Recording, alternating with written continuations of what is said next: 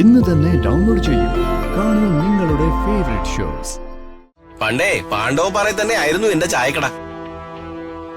അന്ന് മഹാദേവ വർമ്മ സാറിന്റെ വീട്ടിൽ നിന്ന് ചായക്കടയിലേക്ക് പാലും കൊണ്ട് വന്നിരുന്നത് അംബിക കുഞ്ഞായിരുന്നു.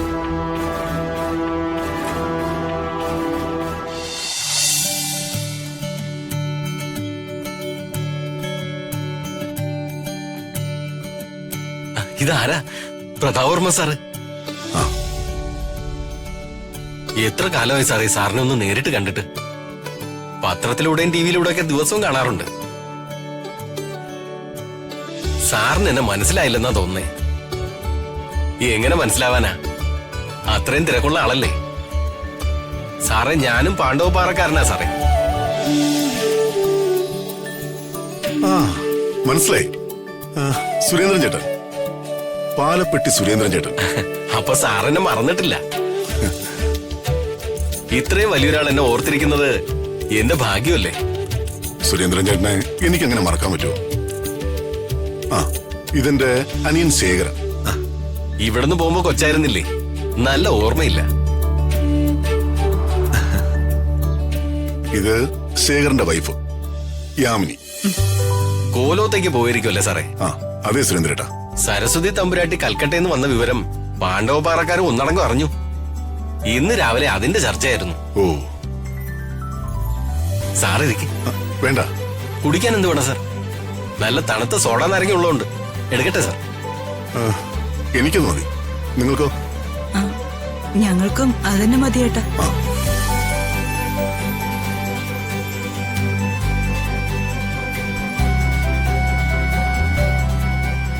ചായക്കട മാത്രമേ ഉള്ളോ സുരേന്ദ്രേട്ടാ? ഇപ്പോ കൃഷി എന്തെങ്കിലും? പറമ്പ് ഞാൻ പാട്ടത്തിന് കൊടുത്തിരിക്ക. ഏലക്കാപ്പിക്ക് രണ്ടും കൂടി പറ്റില്ല. മഹാദേവ വർമ്മ സാറിന്റെ ജന്മശതാബ്ദി അല്ലേ? അതെ, വിവരങ്ങളൊക്കെ അറിഞ്ഞല്ലേ? പിന്നെ അറിയാതിരിക്കോ?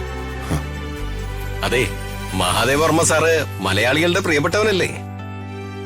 ഞങ്ങളുടെ സ്വന്തമാ, സ്വന്തം.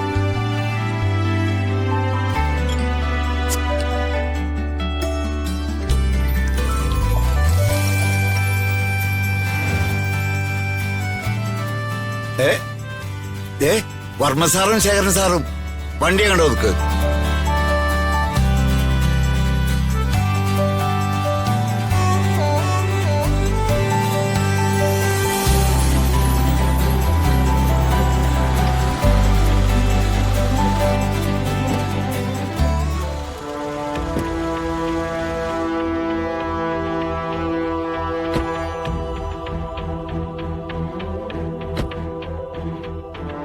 വേണുട്ടാ.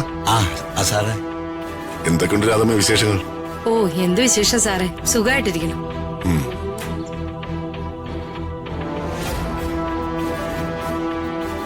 ഓ, ഒരു വല്ലാത്ത സ്ഥലത്താണല്ലോ ദൈവമേ കാർ കൊണ്ട് നിർത്തിയത്. വേണുട്ടാ. എന്താ സാറേ? ഈ നിൽക്കുന്ന ആളെ മനസ്സിലായോ? ഓ, നമ്മുടെ പാലപ്പെട്ടി സുരേന്ദ്രൻ. ആഹാ, വേണുണ്ടോ? ഞാൻ മാത്രമല്ല സുരേന്ദ്ര, എന്റെ കുടുംബം മുഴുവനുണ്ട്.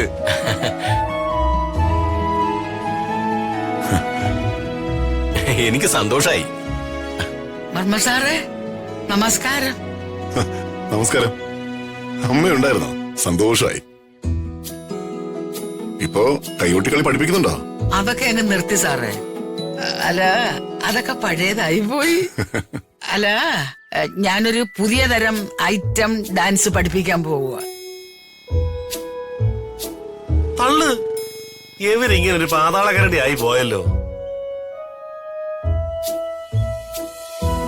അല്ല, മോഹിനിയാട്ടവും ഭരതനാട്യവും ഒക്കെ ഉണ്ട്.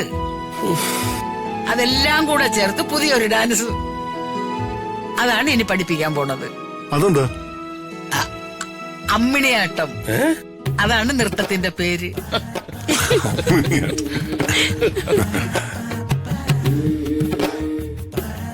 കപ്പയിറച്ചിയുണ്ടോ? ഇല്ല. എല്ലും കപ്പയുണ്ടോ? അതുമില്ല. പോട്ടിയും പെറോട്ടയുണ്ടോ? ഏയ്, അതുമില്ല. ഇടാ മരുമോന്, നിന്റെ ഈ തള്ളയെന്ന അവതാരം നാറ്റിച്ച് നാറാണക്കല്ല് ഉറപ്പിക്കും. ഞാൻ ചത്തേക്ക അച്ഛാ. ഉണ്ടംപൊരിയുണ്ടോ? ഇല്ല, ഏത്തയ്ക്കപ്പ ആവുന്നേ ഉള്ളൂ. എന്നാ പിന്നെ അതാവുമ്പോ അതങ്ങെടുത്തോ. ഓ ശരി.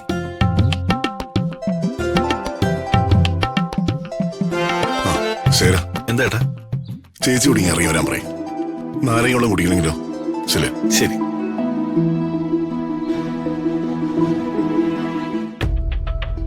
ചേച്ചി ഇറങ്ങി വാ, ചേട്ടൻ വിളിക്കുന്നു. അമ്പിക കുഞ്ഞു വന്നിട്ടുണ്ടോ?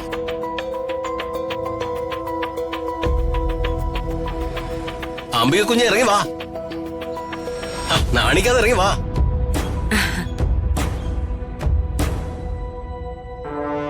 പണ്ടേ പാണ്ഡവപ്പാറയിൽ തന്നെ ആയിരുന്നു എന്റെ ചായക്കട. അന്ന് മഹാദേവ വർമ്മ സാറിന്റെ വീട്ടിൽ നിന്ന് ചായക്കടയിലേക്ക് പാലും കൊണ്ട് വന്നിരുന്നത് അംബിക കുഞ്ഞായിരുന്നു.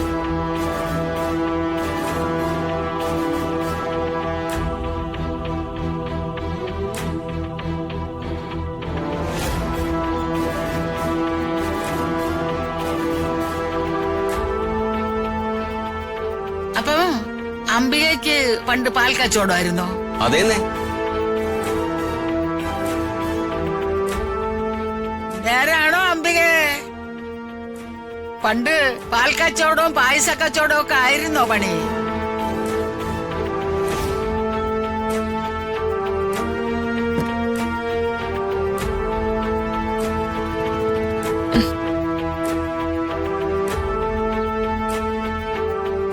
എടോ, തന്റെ കടയിൽ ഞാൻ പാല് കൊണ്ടുവന്ന് തന്നിട്ടുണ്ട്. അതുകൊണ്ട് ഞാൻ പാൽ കച്ചവടക്കാരിയൊന്നും അല്ല. പഴയ അംബിക മരിച്ചുപോയി. എടോ, ഇതിനെന്താ വില? 1 രൂപ.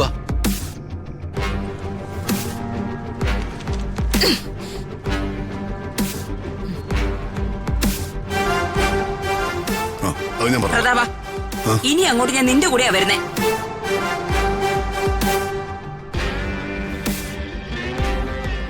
ശരി, ഞാൻ അങ്ങോട്ട് വിളിക്കാം. എന്താ ശരി ഇതൊക്കെ? ഏട്ടാ വാ.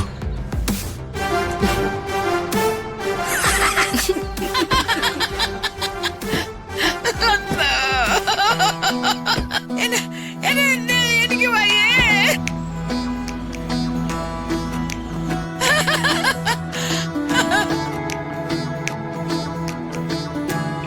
അമ്മമ്പടി അമ്പികേ. യോ ഭയങ്കരി, എന്തൊരു ജാടായിരുന്നു അവക്ക്. ഈ കേട്ടോ രാധമ്മേ, കൃതികാമാടത്തിന്റെ അപ്പച്ചി അംബികാമാടം കപ്പലണ്ടി കുറിക്കത്തില്ല, പക്കാവട തിന്നത്തില്ല, മുറുക്ക് തൊടത്തില്ല. ഓ, മുടിഞ്ഞ ജാട. അവളുടെ മട്ടും ഭാവവും ഒക്കെ കണ്ടാലേ തീപ്പെട്ടു പോയ പഴയ റാണി ലക്ഷ്മിബായിയാന്ന് തോന്നും. മറ്റുള്ളവരെയൊക്കെ അവർക്ക് പുച്ഛം, വെറും പുച്ഛം. ഒരുമാതിരി അവജ്ഞയോടെയൊക്കെയാ നമ്മളെയൊക്കെ കാണുന്നത്. അതെ. അകലേ നോവിനാലേ